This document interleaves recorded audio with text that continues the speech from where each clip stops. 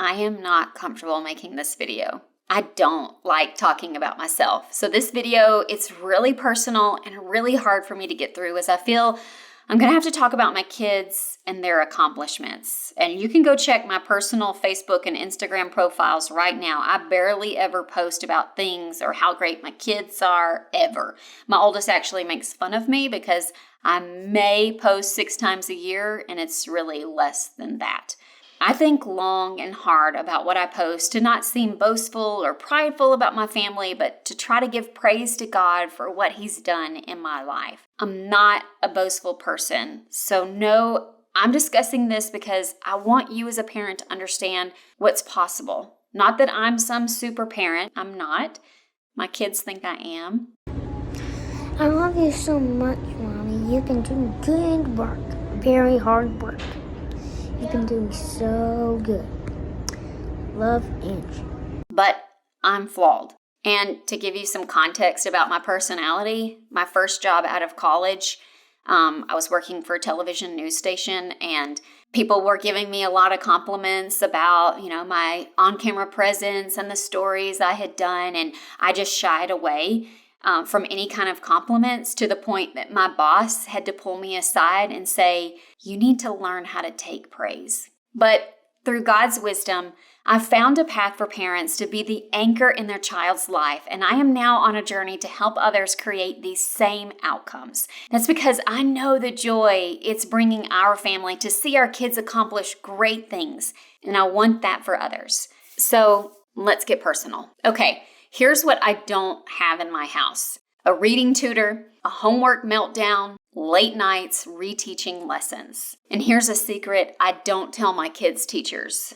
I barely ever look over the week at a glance lessons that they send out each week, letting me know what they are learning that week or going over. It's not that I don't care. I just know my kids are ready and go to school ready to learn and absorb it there. I don't have to go over it again at home. There is enough other instruction and learning that needs to happen at home, like learning to cook, clean up, manners, how to treat your siblings, etc., that takes up time at home that we don't have to rehash what they've learned at school that day, so to make sure that they've got it. My boys are independent learners. They read instructions, they figure things out, they manage assignments, they do their own research around things that they want to do.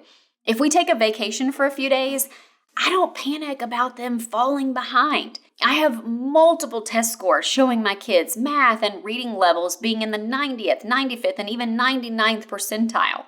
All A report cards. We've had a couple of Bs, but nothing low. 2 of my kids won their school's spelling bee. 2 have been old enough to be tapped for the gifted program at their school. 1 was awarded the Star Reader Award in his class, which he still talks about months later. The oldest takes all advanced classes, holds leadership positions in his school, like being the SGA President, an ambassador, and plays a lot of tennis. Our middle is a school leader this year in the gifted program and great grades and scores.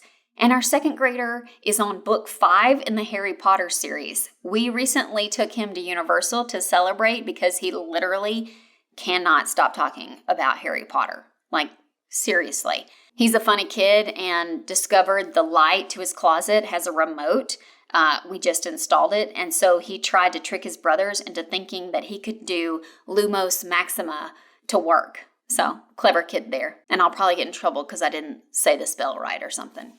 But this is what it looks like when reading becomes joy in your home instead of pressure. So, they're doing great in school. And I literally thank God daily for this blessing. And for a long time, people, when they would try to compliment my children, and ask me what I did, I would just say, oh, we just got lucky. I would downplay the hard work I had done when they were little. But I finally realized, that I was keeping a secret that others needed to know. And people started asking me more and more.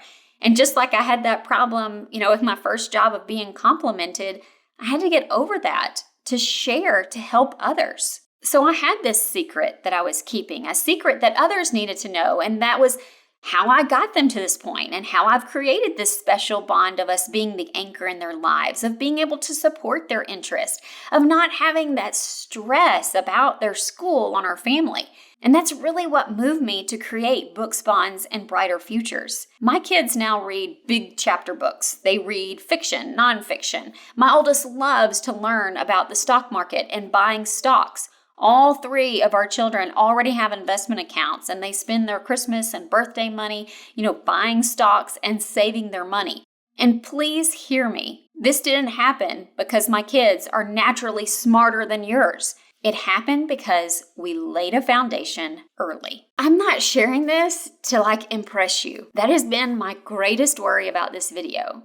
I'm sharing it because I used to downplay the work, and I realized that was actually keeping a secret from other parents who were seeking the same results. It all started with simple beginner books and reading to them daily.